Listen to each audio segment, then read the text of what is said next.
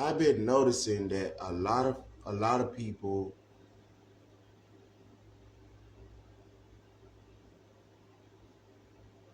it's like some of us we've been slandered so much until we may feel like um, whenever we speak, we have to caution ourselves before we say anything. And I'm the um, I'm the type of person that if I got something to say about you, I'm gonna say it to you. I'm gonna say it to you. And if I feel emboldened enough or angry enough, it has to be a good reason why I will come before the whole world to try to put somebody under the bus. Now, I've been following one of the most positive leaders that I could follow in a while. And I haven't seen anything sketchy with the leader that I've been following. This leader gave me an opportunity to be a part of their ministry. And whoever it is that's sowing seeds of discord, you need to stop. This leader that I've been following, from what I have witnessed myself as a follower of this leader, has been nothing more than honest with everyone that he has come into contact with, according to what I have seen. Now, other people, we have to remember, to the people that's slandering leaders, what you have to remember, to the people that's been following leaders and learning and growing with these leaders, what you have to realize is that you're not going to get a reward unless you go through something. So just because you start seeing some of the people that you've been gleaning and learning from start to go through persecution in some kind of form, does not mean that you have to abandon that person in the midst of them going through something. Now, I'm not telling people to, hey, take sides with this one and take side with that one, but I'm going to take side with what's right. And I haven't seen, listen, I'm not trying to get myself in the bottom of nothing, but I know that my grandmother and them always taught me that whoever you hang with or whoever you be around, sometimes hanging around that person, you're gonna be seen in the wrong light. If that person is being seen this way, or if the person that's slandering, they're gonna try to put you and throw you under the bus too. And I'm going to speak for everybody that I know that have been following this leader, that they have been learning the word of Yah. They have not come to this leader and he led them astray. At any time, any one of us have fallen short, we all come together and we confess our faults together. But you got to remember that there's some people that come in unaware and they come in to slander. Now, the book of Proverbs say that when a person talk about close friends, they start to divide close friends. And I'm finna go ahead and look that up, and I'm finna read it to you. I don't like this. I like for brothers and sisters to get along. I don't know why. I had they say a premonition, a feeling or something like these things was gonna happen. I know it was gonna happen. It's been happening for a long time.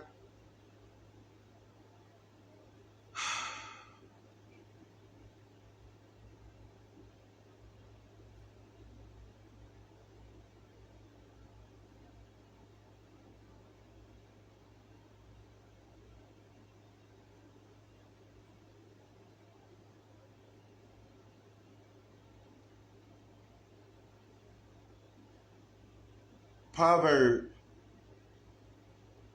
chapter 16, verse 28. Proverbs 16 and verse 28. King James Version. Proverbs 16 and 28.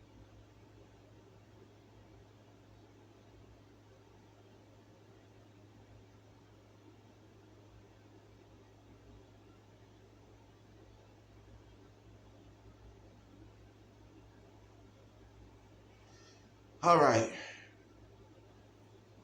I'm going to begin at verse 27. An ungodly man diggeth up evil, and in his lips there is a burning fire. A forward man soweth strife, and a whisperer separate chief friends, close friends. A violent man entices his neighbor, and leadeth him into the way that is not good. He shutteth his eyes to devise forward things. Moving his lips, he bringeth evil to pass. The hoary head is a crown of the gray head is a crown of glory, if it be found in the way of righteousness. He that is slow to anger is better than the mighty. He that ruleth his spirit than he that taketh the city. The lot is cast into the lap, but the whole disposing thereof is of Yahweh. So what I'm going to say right here on this, there is a way that seemeth right unto a man, but the end thereof is the way of death. He that laboreth, laboreth for himself. He that laboreth, laboreth for himself, for his mouth craveth it of him. He that laboreth, laboreth for himself, for his mouth craveth it of him. And an ungodly man diggeth up evil, and his lips there is a burning fire. So what I'm trying to say is this: if whoever been gossiping and spreading seeds of discord, you need to stop. Whoever it may be, it don't matter who you are. If you've been sowing seed of discord, you have to stop. You have to stop. I honor my elders. I honor my elders, whether if they have a position, they could be younger than me, and if they have a position of leadership, I have a responsibility in honoring them as a leader. I have a responsibility in Yah to honor them as a leader. If that person is older than me, I have a responsibility in honoring them as a leader. If that is another man, I have a responsibility in respecting him as another man. If it's a female, I have a responsibility in honoring and respecting the female. I have no place in Yah to use my mouth to slander anybody. When a person that's friends with you and another person go and start lying on that person, start speaking on that person, have slanderous things to say about that person continually, they will be able to separate close friends. So you cannot be around a person that would do that. Sometimes we will be around people because we trying our best to keep the peace. We love to be around people. And for me, that is a hard thing to do, to let go of friendships and relationships with people, because I will put myself in a position where I'm going to, because I feel like I want everybody to get along. So I can try to be friends with this one, and I can try to be friends with that one. But if this one is fighting that one, then I can't be friends with this one. And if this one is fighting that one, then I can't be friends with this one. If this one, let me put it like this. When Simon Peter and the Apostle Paul was in a big dispute, I wouldn't want to take sides with Shawal or Cephas.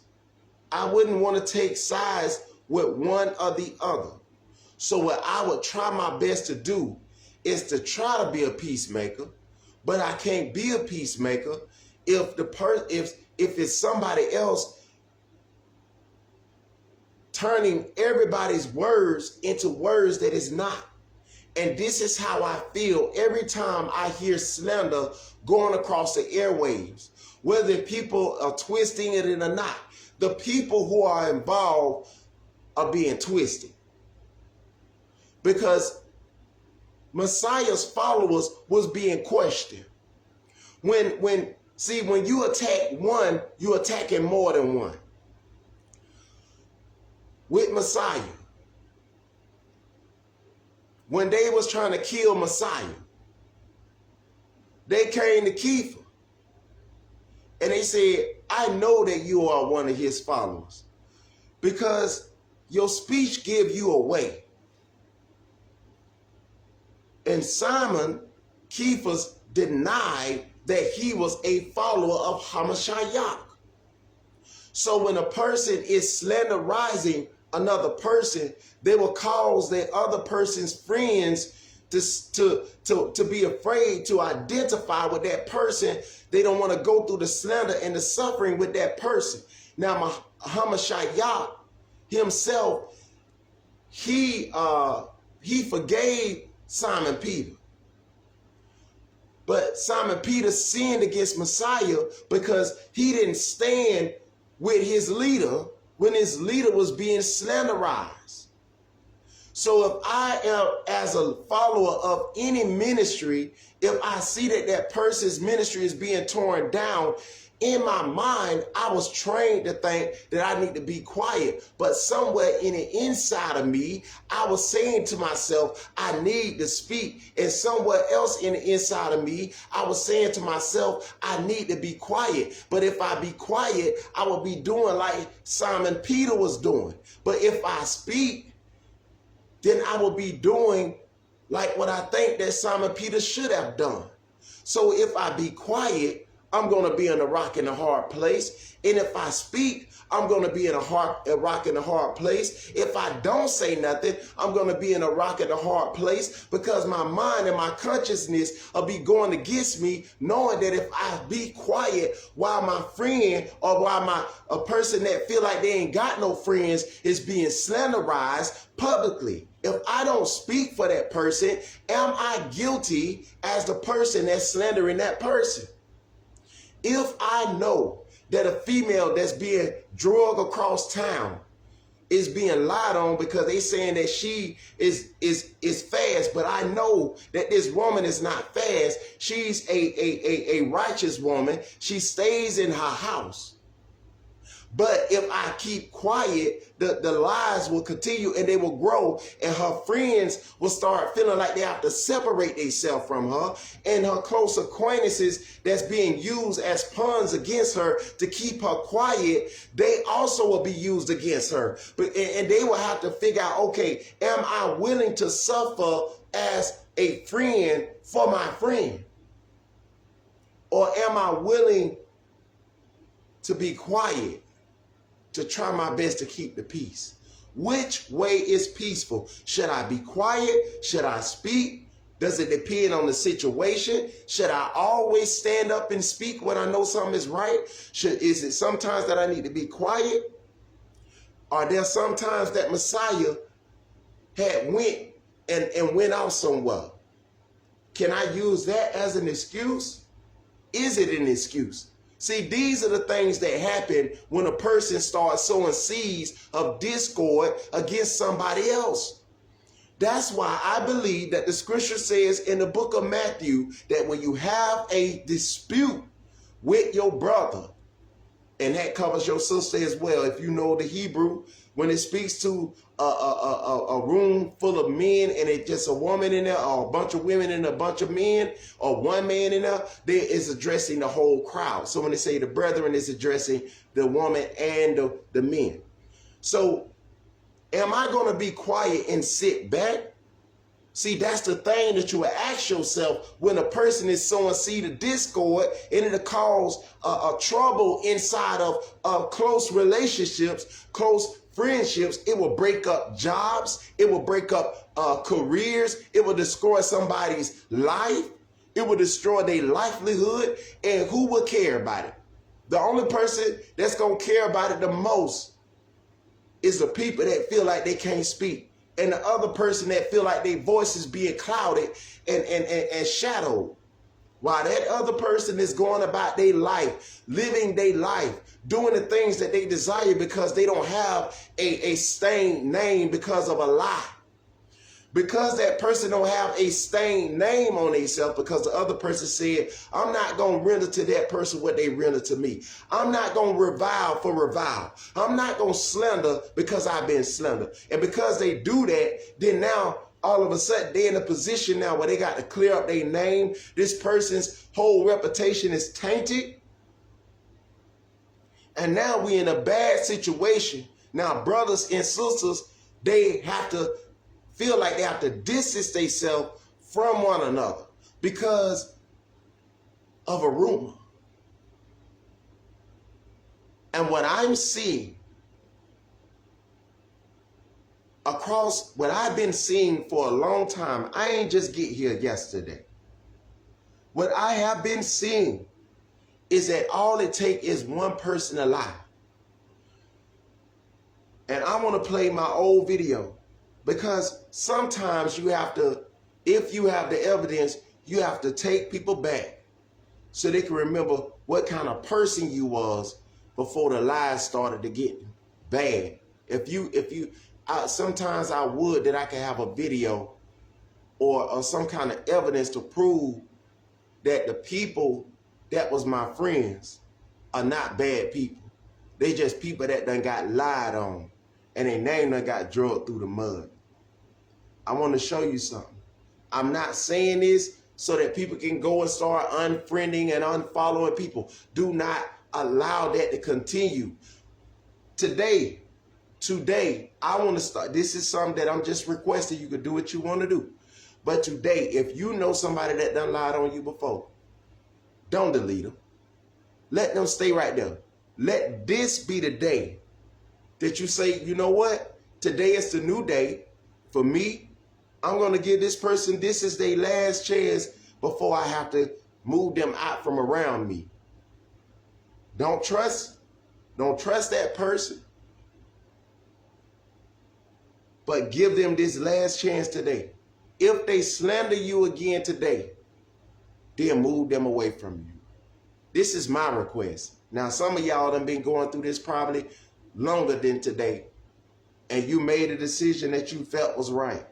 I'm not against your decision. I'm talking to some people that have not made up their mind yet on what they want to do, and they is getting sick and tired of being sick and tired, and they want to move on with their life, but they don't know how to move on. I'm not telling you that pushing people, letting people go means that you think that a part of your life have to die. No, you don't have to die in that area, in that sense, but sometimes you have to make a decision and let it be your decision between you and Yah on how you gonna handle a certain situation. And shalom to the ones that's coming in into the chat. I'm finna play this, and I'm not gonna play the whole thing, but I'm finna play this.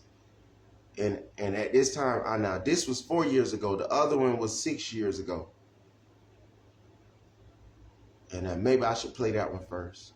And I'm not gonna play it all because that video was choppy because at that time people was reporting people posts and stuff or whatever, and phones was getting hacked or whatever. But I'm gonna try to play as much of it as I can, and then I go back to this one, and then I want to close out with some kind of prayer for the brothers and sisters, because I want all of us to make reconciliation. If it be possible, I want to be at peace with every last one of us, if it be possible. Amen. This is just my request, and I'm going to pray and petition the throne, and I want you to pray and petition the throne with me. This is what kind of person I always been. I ain't never been a person that go around and try to find out how I'm finna turn this one against this one and that one. I always been a person that try to go and try to find out how can I make peace out of this situation. And sometimes I feel like with my heart, I put myself in bad situations, and I feel like I put myself in the middle of stuff that I didn't have to be in, but because of these people that I consider as friends, I put myself in that position and I tried to get them to make reconciliation. Sometimes they did, sometimes I was the one that was thrown under the bus. But I pray that this time that things work for the best. And I'm gonna play this. I feel like I'm in the middle of something, of somebody's stuff. I don't know what's going on with everybody's stuff. I don't know what's going on with nobody's stuff, because I ain't trying to go around to seek out to find out what's going on in this person's business. If somebody hang up somebody underwear online and trying to show their dirty laundry, I ain't trying to go and see that. So if you know so-and-so is doing this over here and there, and I walk up on it and see it, I ain't come there to see that. I'm finna play this, and I pray that this would help a lot of people to know that this is a time before everybody was speaking on anything. So if somebody say, well, I was speaking on this, so so-and-so started speaking on that, or he was speaking on that, so so-and-so was speaking on that. Listen, we've been going through this right here for 500-something years. So the issues and things that we've been speaking on, it's just a day that we picked and chose out, or the Father picked and chose out, that we can all speak on it when our time comes. Nobody is trying to throw no shade on nobody on this platform right here. And the only thing I'm trying to do is do my best to be a peacemaker. That's all I want to do, is be a peacemaker. Here it is. Here go the video. So I'll be on here for a little minute, and I'll be talking to people about this racism issue.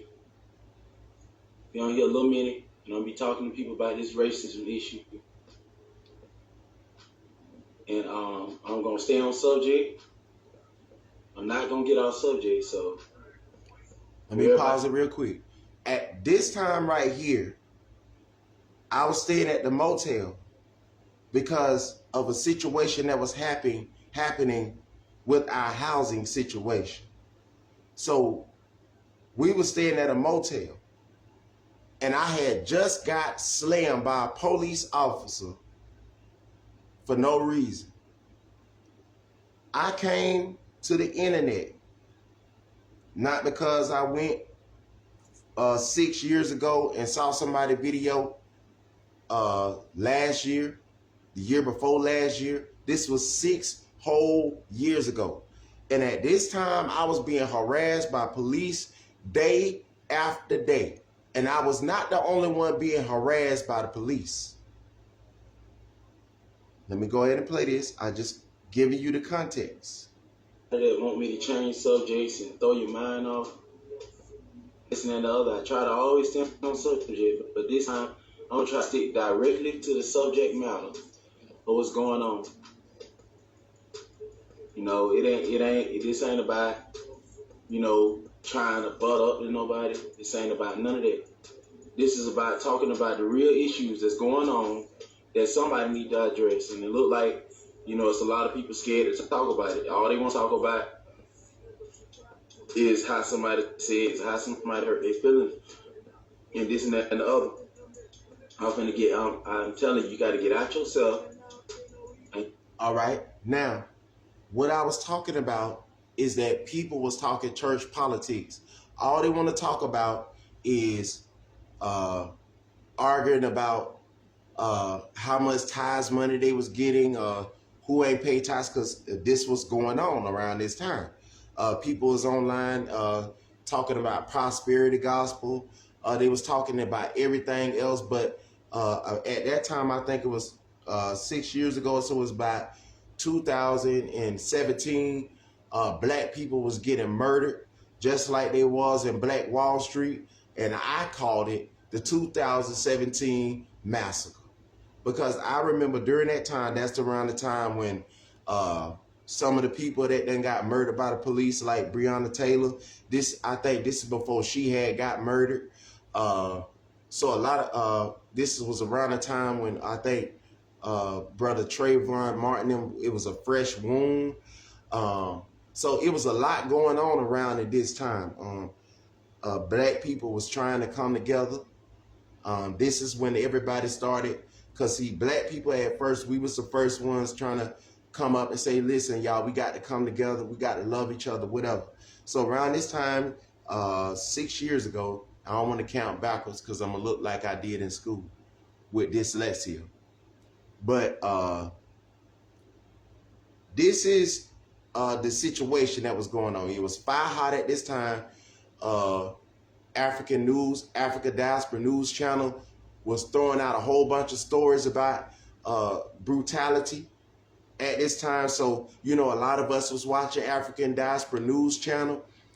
We was gleaning and learning from or getting some kind of aid or medicine from listening to Brother Phil on there trying to encourage black people, what we was calling ourselves at that time, come together, love each other. We was doing the whole what they call it now, Pan-Africanism thing. That's what we was on. We weren't talking about black, white, yellow, and green. We was trying to rally for everybody to come together, black, white, whatever you called yourself. That's what we was rallying for, everybody to come together and do. So at this time, the wound was a fresh wound. It was not fresh, but you know what I mean. All right, here we go. Somebody gonna have to start speaking up, and that's just something I'm finna do. And if people don't want to join in and speak up, they ain't finna get no award in heaven for being quiet. They're gonna have to give an account to God for not saying nothing and for just sitting down and letting stuff go on and everybody quiet while people's lives are getting snuffed out. And I felt weak at this time because black men was being drug around like rag dolls. Don't nobody expect for no man to get up there and say, I feel weak. My muscles don't work. Whatever, however people feel about men. Don't no man want to get up here and tell nobody that he feel weak, he feel punk, and all these things. So what these officers was doing is that they was going around trying to punk black men. That's what they was doing. And as you can see, there's some recent videos come up or somebody said, look at what I'm finna do to this black man. You want to see me punk this black man? And he went in there, he killed the man. He shot the man. He called the man Nigger, and you know what that means in American English. And because the man tried to defend himself, he killed him. I think he stabbed him to death. I think that's what he did. I don't know if he locked up, but it's been many cases that people done did crimes against so-called black people, and then black people, so-called black people, is dead and in their grave, can't speak up for themselves, but their blood is crying out to the Father of what the scriptures say. And people go right back to church and saying they believe in the Bible, but the Bible say when the innocent blood is spilled, it blood cry up to the Father for redemption, for recompense. So let me play some more from 2000, I think it was 2017, but this was 6 years ago. Here we go. His lives getting snuffed out every single day, and people just quiet. They don't say nothing. They just sit back and they want to focus on, the people that tell you, well, let's get off this subject. Let's not talk about that. That's too hard. Well, maybe you love people enough not to talk about stuff, but that you call that love, but I don't think that's love. This is the time where my people was pleading with America and pleading that they would stop. Pleading. And at this time, we weren't asking for no money. All we was asking for is please stop killing us. Please stop harassing us. Please stop being racist. That's all we was asking. We weren't asking for no separation of nobody. We didn't even know who we was, a lot of us at this time. And a lot of people give a testimony. They say that they woke up around these years, around 2017 and 16 or whatever. So here we go. And now they done made it something else that it ain't even. But let's go. That when you see somebody going through something, and just by opening your mouth, no matter what country you from or no matter what state you from in the United States, if you open your mouth and you speak up, somebody gonna be able to listen to you. All right, so that was where I was at that time. Let me go up a little bit further. There was a brother named Caleb McCoy. Me and him was friends on Facebook. He was a rapper, and I wanted to share his music or whatever. So that's around that time. And let me go right here. Minister Calvin Kennedy, right there I go again. And at this time, this is 4 years ago. Look, this is very close in proximity. So this is 4 years ago, Minister Calvin Kennedy. 4 years ago. This is before I came to the revelation. And then you're going to see 4 years ago is around the time when I came into the revelation. All right? So if you count back 4 years from this year, so we in 2023, 23, 22, 21, 20,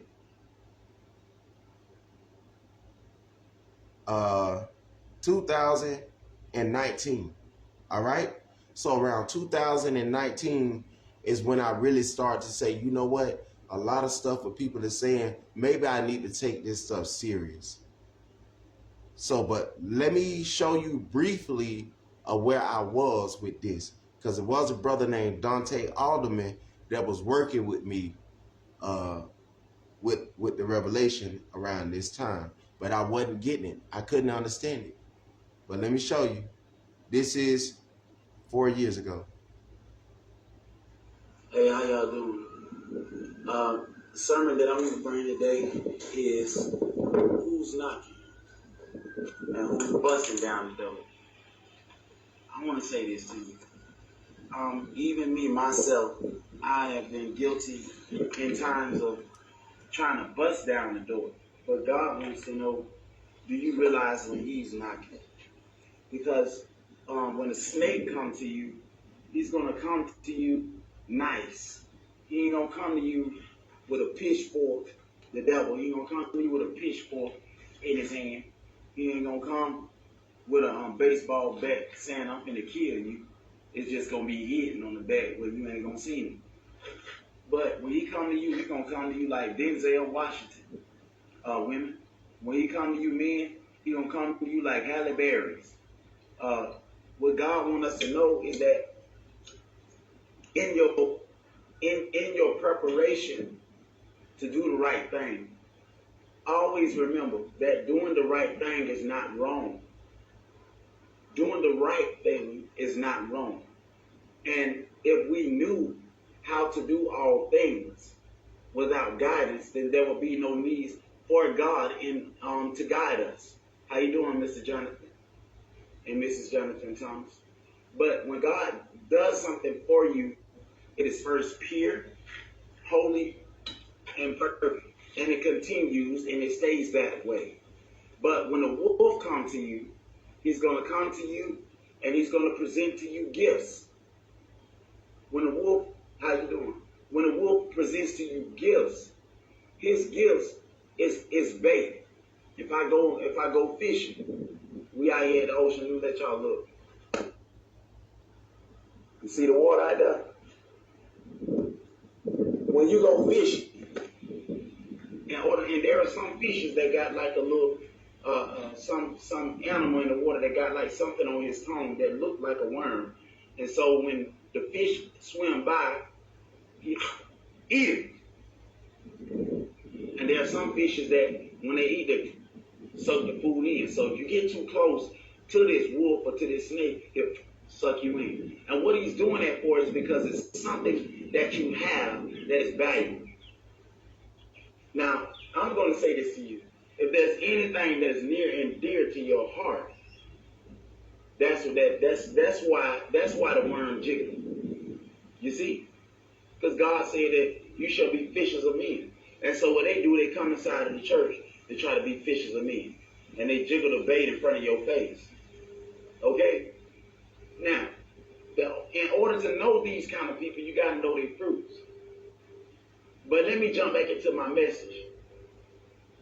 When somebody comes to you to offer you a gift, first of all, you got to first look at the consequences of receiving this gift. Does this person have the godly, the right to offer you this gift? First, you have to try to look at the fruit that's on that tree. You might have to watch them for a couple of days, and they give you this fruit. Now, if y'all married, God made y'all one. And God says, seek not to be unmarried. So remember, I'm not talking to you about your wife. I'm not talking to you about your husband. I'm not talking to you about your mother. I'm not talking to you about your father. But sometimes when a father or a mother or even a husband or a wife see something that's bad for you, see, a lot of times we've been so tricked by the enemy that he been offering us bread, and then he turn around with a knife in the other hand that we can't see, stab us like the Thriller movie. That's what they do. You know, if I walk up to a man and I say to him, hey, I want to give you some clothes. I invite him in my house, and I'm in the process of doing the will of God by giving him clothes. You don't know what's the interior motive of this person, so you watch them. You watch them while they're in your house. You always have somebody to sit out in the living room. I'm just speaking metaphorically. And so this person comes into your house, and they say, I don't have anything. Fill me up. Give me food. And they start looking around. This person can badmouth your husband. This person can badmouth your wife. This person can badmouth your mother. What is the cause for them badmouthing your wife, your husband, your mother? They're already getting what is lawfully supposed to be given to them. Food, drink, and if you let them stay in one of your rooms or sleep on the floor, shelter. But why do these people feel as if they have to badger the person that's next to you in your house? Okay. Now. So you see what I was talking about? I saw this issue a long time ago. I saw this going on a long time ago. So I'm not just coming on here today. I've been seeing this going on a long time ago. And what I'm trying to get a lot of us to understand is that we can't keep letting people come in and separating us. See, I felt so good when I see a whole bunch of Israelites together in peace. I mean, but this person say, I don't want that. So they want to bring discord in the situation. But it feels good to see brothers and sisters come together in peace.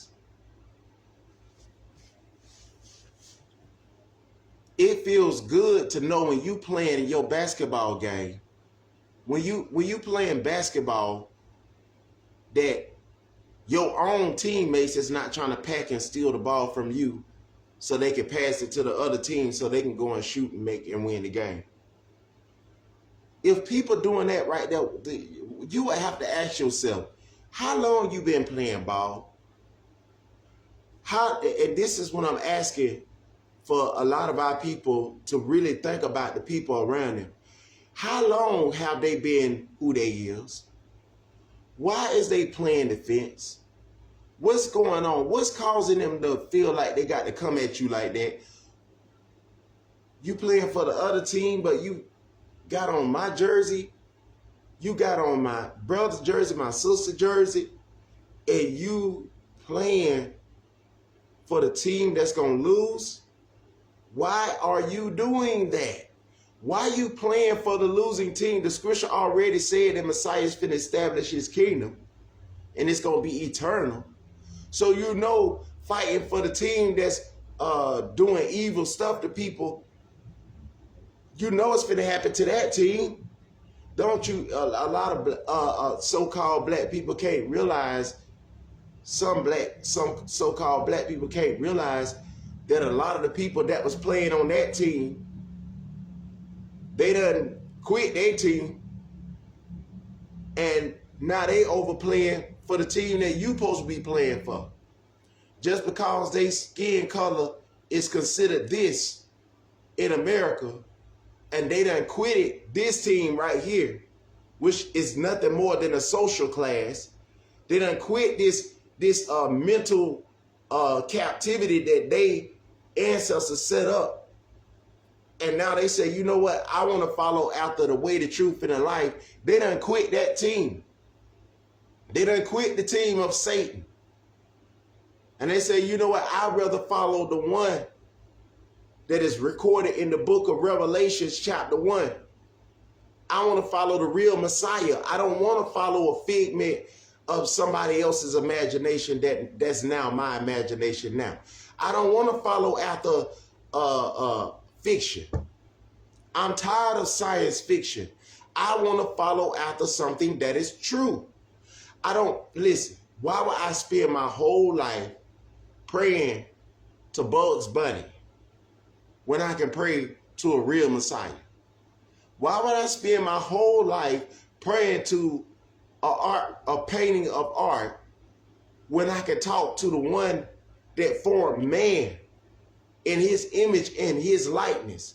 So a lot of them done quit that team, but some of our people act like they ain't had this jersey on until today, or until the day they started playing ball for the devil.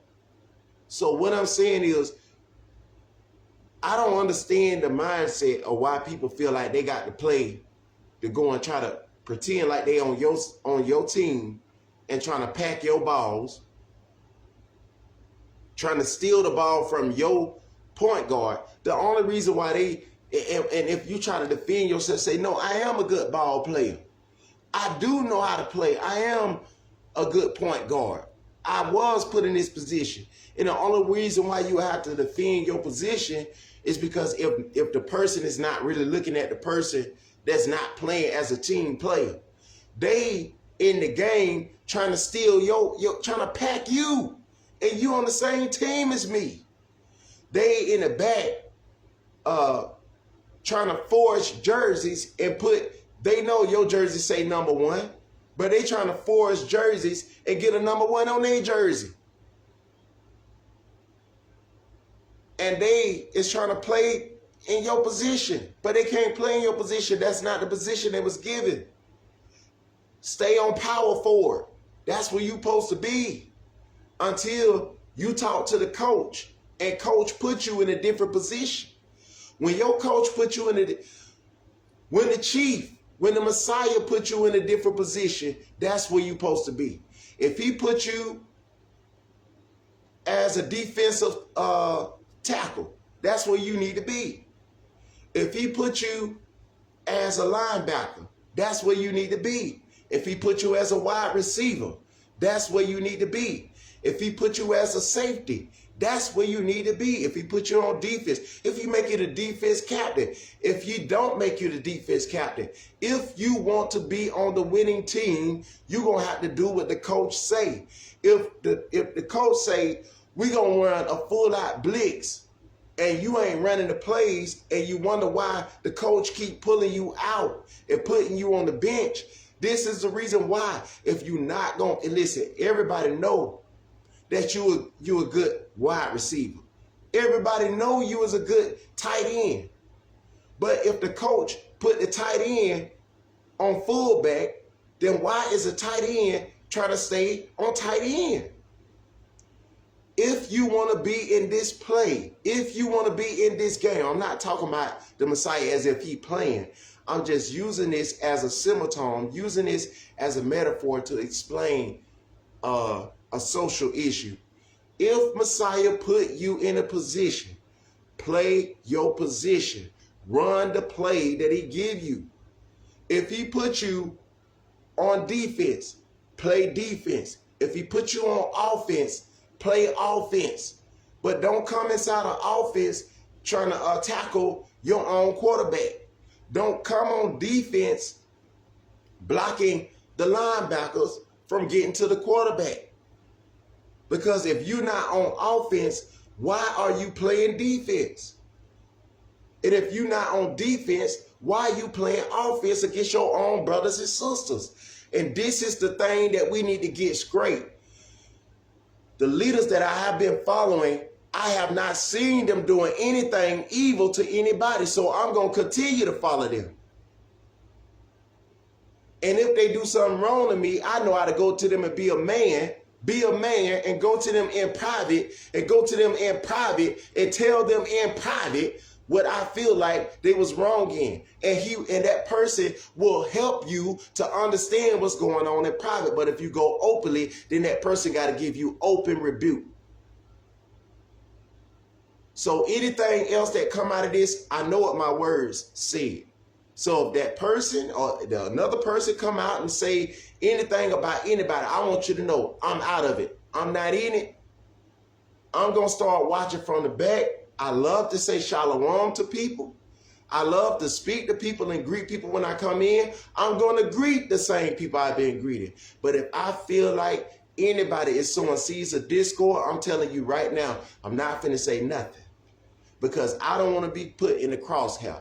I'm not going to stop following the leaders that I've been following. I'm not going to stop. I'm not going to disrespect my brothers and sisters. If this person want to be homosexual, I'm going to let you go about and do what you do. But that don't mean that I'm finna not preach the word. If I get a word and I read out the Bible in the book of Exodus and it say, thou shalt not do this, I'm going to read it. If you could try to find up something, dig it up, dig it. And it's under the blood anyway. But if you dig it up, I'm going to show you how it's under the blood. Go ahead, dig it up. And I'm going to show you how it's under the blood. If I want to come on here one day and I say, you know what, I feel moved to talk about thou shalt not lie.